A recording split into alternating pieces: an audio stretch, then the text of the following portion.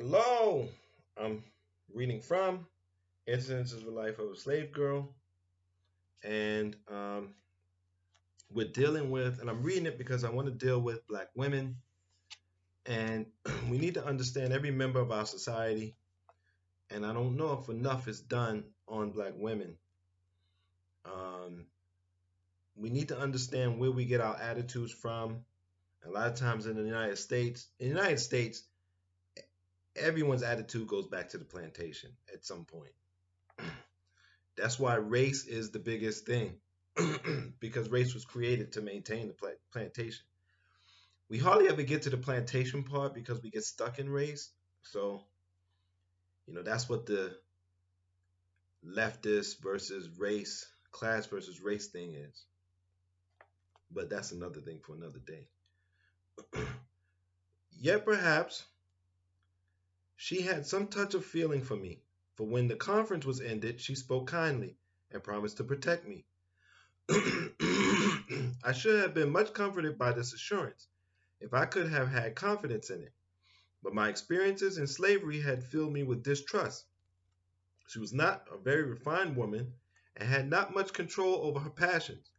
I was an object of her jealousy and consequently of her hatred, and I knew I could not expect kindness or confidence from her under the circumstances in which I was placed. I could not blame her.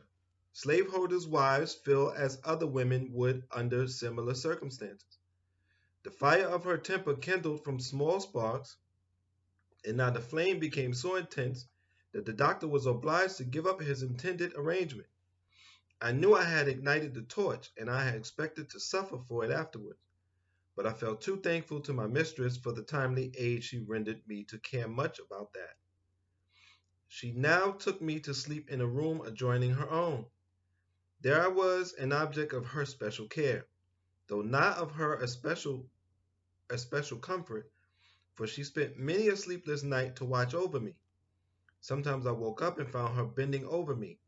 At other times she whispered in my ear, as though it was her husband who was speaking to me, and listened to hear what I would answer.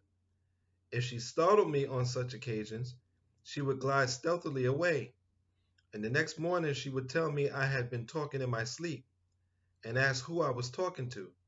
At last I began to be fearful for my life.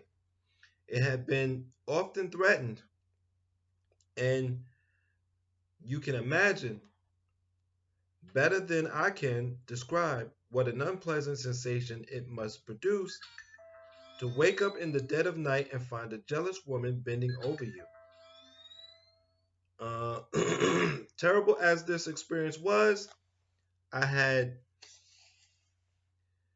fears that I would give place to one more terrible. My mistress grew weary of her vigils. They did not prove satisfactory. She changed her tactics. She now tried to trick of accusing my master of a crime in my presence and gave my name as the author of the accusation. To my utter astonishment, he replied, I don't believe it. But if she did acknowledge it, you tortured her into exposing me. Tortured into exposing him. Truly, Satan had no difficulty in distinguishing the color of his soul. I understood his object in making this false representation. It was to show me that I gained nothing by seeking the protection of my mistress, that the power was still all in his hands. I pity Miss Flint. She was a second wife, many years the junior of her husband, and the hoary-headed miscreant was enough to try the patience of a wiser and better woman. She was completely foiled and knew not how to proceed. She would gladly have had me flogged for my supposed false oath, but as I have already stated, the doctor never allowed anyone to whip me. The old sinner was politic. The application of the lash might have led to remarks that would have exposed him in the eyes of his children and grandchildren. How often did I rejoice that I lived in a town where all the inhabitants knew each other. If I had been on a remote plantation or lost among the multitude of a crowded city, I should not be living a living woman at this day. The secrets, let's just end it there. And we'll read the next one tomorrow. We're going to finish out this section. And you see the troubles and the turmoils that happen then, and to a lesser degree happens now, I would say. But in the old workplace until this year, we were dealing with versions of this. And as we know, we have seen many video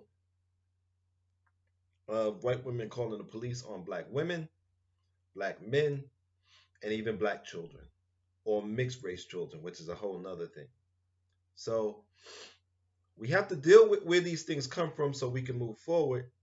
And even if no one else will acknowledge it, we have to acknowledge it. Because though black people are victims of racism, we can do the psychological work to function and kind of work through it.